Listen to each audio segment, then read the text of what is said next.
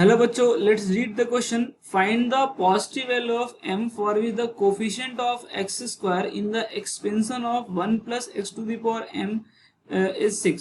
Question को solve करने से पहले इसके की कॉन्सेप्ट को हम लोग डिस्कस कर लेते हैं. इस क्वेश्चन को सॉल्व करने के लिए हम लोग क्या करेंगे कि जनरल टर्म का फॉर्मूला यूज करेंगे. कभी भी coefficient of x to the power हम p फाइंड करना होता है तो उसका जनरल टर्म हम लिख के और फिर वहां से हम कंपेयर करते हैं. So what is the general term in the expansion of x plus y to the power n. So general term क्या हो जाएगा हमारा NCR x to the power n minus r y to the power r हो जाएगा. अब question में आते हैं हम लोग. सो क्वेश्चन कह रहा है कि coefficient of x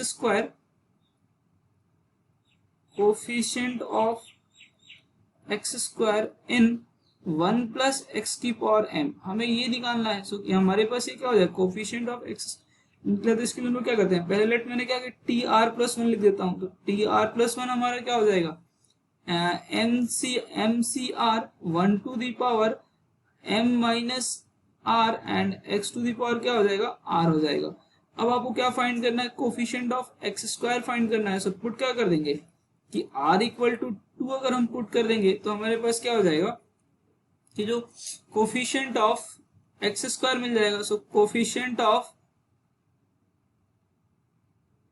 x square, ये देखिए कोफिशिएंट ऑफ एक्स स्क्वायर आपको कितना मिलेगा, जरा यहाँ फोकस करते हैं हम लोग.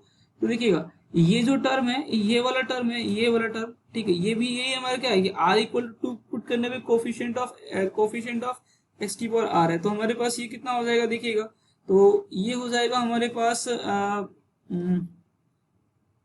एम सी आर, आर की वैल्यू 2 हो गई ना. तो आर की वैल्यू 2 हो गई तो हमारे पास कितना हो जाएगा एम सी टू 1 की power and m minus two. m minus two 1 की पावर m माइनस 2 की वैल्यू कितनी हो जाएगी 1 ही हो जाएगी. कितना हो गया एम सी टू हो गया.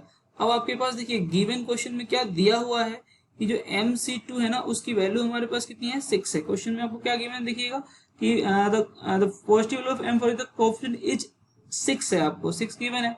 तो इसको थोड़ा हम लोग सिंप्लीफाई करते हैं, MC2 को सिंप्लीफाई करते हैं. तो इसको हम लोग क्या कर सकते हैं m factorial divide by 2 factorial m minus 2 factorial और इक्वल टू कितना हो गया 6 हो गया. सो इसको हम लोग कर सकते हैं m into m minus 1 into m minus 2 factorial and divide by कितना हो गया 2 factorial into m minus 2 factorial और इक्वल टू कितना हो जाएगा 6 हो जाएगा. अब यहाँ पे m माइनस 2 फैक्टोरियल से m minus 2 factorial cancel out हो जाएगा. इसको आगे हम लोग सॉल्व कर लेते हैं.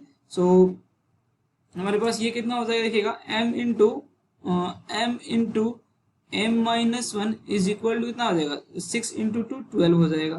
तो इसको और सिंप्लीफाई कर लेते हैं, M square minus m minus 12 equal to 0 हो गया. इसको मिड टर्म में स्प्लिट कर लेते हैं. एम स्क्वायर माइनस का 4m प्लस का 3m एंड माइनस का 12 इक्वल टू कितना हो गया 0 हो गया.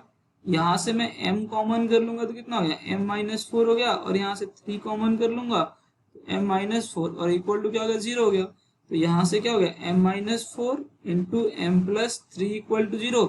दैट मीन्स क्या हो गया m इक्वल टू 4 और m equal to minus 3.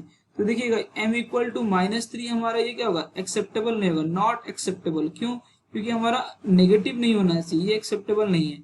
So answer क्या आ जाएगा, so m equal to 4 is हमारा आंसर हो जाएगा. So I hope you understood it well. Best of luck.